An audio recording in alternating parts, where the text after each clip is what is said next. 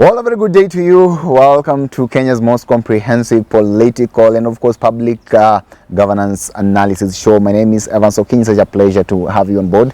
As usual, I'm here with Professor Herman Manyora, and definitely want to look at certain things that are taking place in this country. And, of course, he's here to help me dissect and understand them better. Prof, how are you? Fine. Welcome to the show. Thank you. The president is just from the United States of America there in signing a number of deals of development things which perhaps would benefit the country. But then a number of people have asked a question about the amount of money that has been used by the leadership of Kenya Kwanza, by the leadership of Kenya right now in terms of foreign travel and all this. Right now, in a matter of just 9 months, the government has coupled just the office of the president and the office of the deputy president close to 1.9 billion shillings in just foreign travel. But then some people also do argue that let's look at the value for these travels instead of looking at the amount of money spent therein. What would you say about this debate? My personal opinion is that we are extravagant, we are wasteful, and then we go begging. We must start by using what we have prudently, efficiently, and effectively. Okay? We must have physical policy, discipline. We must not waste government money. My second opinion on the same is that those journeys, you cannot convince me they are necessary. No. I'm not convinced. So you're saying they're not necessary? I'm not convinced. Why? I'm just saying I'm not convinced. I'm simply not convinced. I don't see the value of those travels. And even if you were to say going for that conference is good, which many presidents are there, must you go in the numbers how people have gone? Must everybody go there? At the cost of this? You know what I tell leaders? Every time 18 of you board a plane to go to New York, just know, please, just know, the money you are using on that plane as ticket and the money that will sponsor you in a big hotel in New York is paid by that person in Kibra. Haki mbele ya Mungu hautaingia binguni. They will never go to heaven if there is heaven. And I believe there is. If you believe like me, you will never enter heaven. If 50, 60 of you are boarding a plane at the expense of that poor woman in Kibra, you are immoral. Yes. You never see him. And your generations will pay for it. Today you will enjoy, but your grandchildren will suffer. They will go through misery. Because the cries of these people in Madare and Kibra and Ngwaro, Kawangware, their tears will not go to waste. They will not go to waste. They will affect you, your children, or your grandchildren. Although there are certain quarters of people who do say that these foreign trips are justified in a way, in as much as you're saying that the... Tell me one thing that you can go and bring from Europe. Or America, of course, or Australia. Tell me one. There are a number of deals. Look at which deals? Recently, the recent visit by which the president. I have not seen. I have not seen one myself. Of America. I have not seen. Right now, they managed to partner with the NBA there. They want actually to foster and promote the development of basketball playing in the country. Now, what is that? They've signed a number of So a president must go to about basketball. We can't do this thing basketball ourselves. There is collaboration. Are you saying we can't do basketball in our country? We can't do basketball. Okay. We can't do basketball. Somebody must go and partner with NBA. But then what these people are saying here at the cost of the taxman, hundreds of millions of shillings. NBA. We can't do basketball here. Give me another one. A lot of deals have been signed there. At BRT bus, rapid transport. Definitely, bus, rapid transport. That 9 billion shillings. That's a business to be done by businessmen, not government. The president has no business signing such a deals. Create a conducive environment for businessmen, both local and international, to come and invest in infrastructure, in transport in Nairobi. And we know why. Because Nairobi is a dirty city. Make Nairobi clean.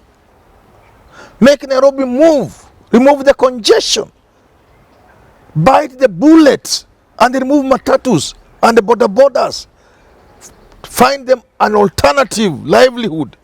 Decent jobs for border people. Remove them from the streets. Remove these contraptions you call matatu from the... Let traffic flow in Nairobi. Let people come and invest in Nairobi in transport. You don't need to go to America. All you need to do is make Nairobi a working city. And investors will flow in. You don't need to board a plane to go and make Nairobi workable. They're saying they're using the taxpayers' money to board the plane again to come back and help the taxpayers well. How are they helping? These projects at the end of the day. How are you helping? These businesses these things are done by businessmen. The government, what's the government doing in it? I am telling you, make Nairobi work. Nairobi is a hole. It's a dump site. It's crowded. It's dirty. Make Nairobi clean. Talking of make Nairobi work. Just say this. Prepare a documentary and share it across the world. You don't need to leave Nairobi to share that documentary across the world, almost free. Okay. Let people see this is Nairobi. These are the plans we have for Nairobi. This is where we started 19 or whatever year that was.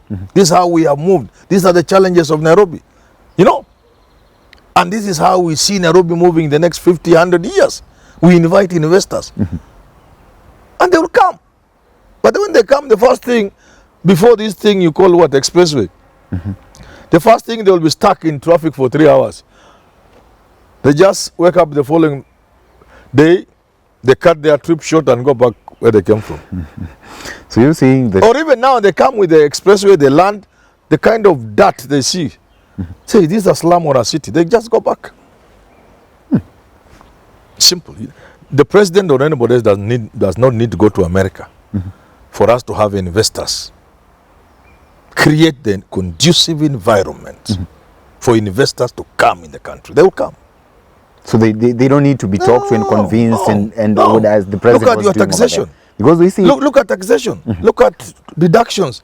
Look at responsibility you put on the employer. Can it make somebody come and invest in Kenya?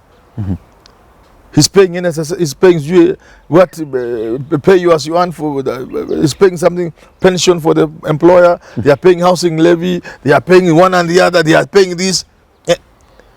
They look at this, what? Then I'm not willing to invest here. Then they go away. Then you board a plane to go and beg. Then you get crooks there. But serious businessmen do not want anything to do with government. No. No, Nairobi is an attractive investment place. Just make Nairobi work. And let the forces of Nini go at play. Let business, men and women across the world, come and do business in Nairobi. Government does not need to go to New York to do that now. No, you don't. No. But there are things they fear. They fear after every election, you are going to fight and uproot their infrastructure. So instead of going to New York to look for so-called investors, make sure your elections are free and fair. Make sure people vote today and tomorrow everybody is going to work. And for that to happen, bite the bullet and accept that we've not been willing to make our election be free and fair. Let's have free and fair elections. Let the winner get sworn in. Let the loser go home. Or you have created an office for them. And you see how many investors will come. There are many investors who can't come here merely because of the political instability. Between March and June, the kind of environment you had in Nairobi, who would come and invest here? Okay. So instead of going to New York to look for investors, do the right thing here. Those in government are saying these are development partners with whom they actually enjoy a lot of development kind of stuff, and of course they have that kind of bilateral relationship with these people here. What's wrong with the president visiting and talking to them and wooing them to come to Kenya? You see, there's a difference between a government going to look for investors and a government making the environment conducive for an investor to come. This government moving to look for, there is a room for people to cut deals. Those are deals. I just want the environment to be so conducive that any investor will come to Nairobi to invest. Because it doesn't need the government. No, the government has already done what its bit. The political environment is decent. Okay? The risk, political risks, low. Investment risk, low. Okay? Infrastructure, if it is an investment that requires an infrastructure, the infrastructure is good. If somebody coming as a manufacturer, the cost of electricity is manageable. Labor issues, all those are sorted. You do that and people just come. Okay. But when the government goes out to look for people, those are opportunities for deals. Yes, they get wheeler dealers. Okay, no. International wheeler dealers who are willing to cut deals with government delegations. But I want the country to be conducive for business, and businessmen will come on their own. Okay.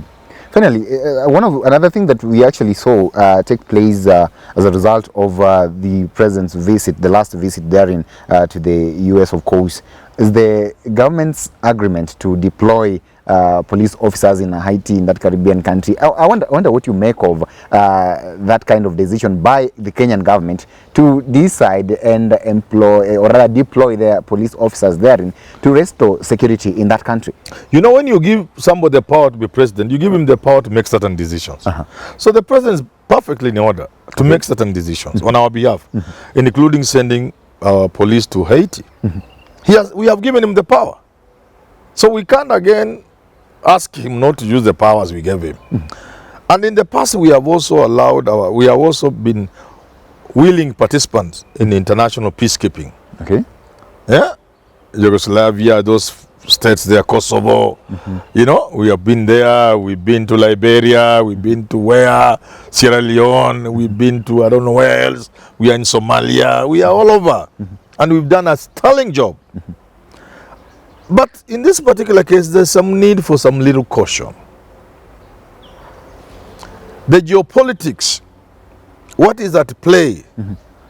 We may be entering into a game where we may be used as pawns.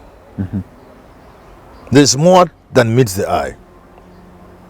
Secondly, the environment itself in Haiti is so dangerous. I would think twice as head of state before I commit my boys to go there. I'll think twice. The environment is bad.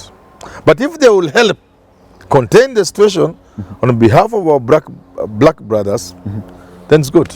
But I know it's dangerous. In as much as anarchy is the order of the day in Haiti, of course, that Caribbean country, and of course there is need to restore normalcy in that country. But then a number of people are also questioning, why would you be so kind of focused in dealing with other countries, yet ours is a total mess? One, you've not even solved the banditry menace in the North Rift.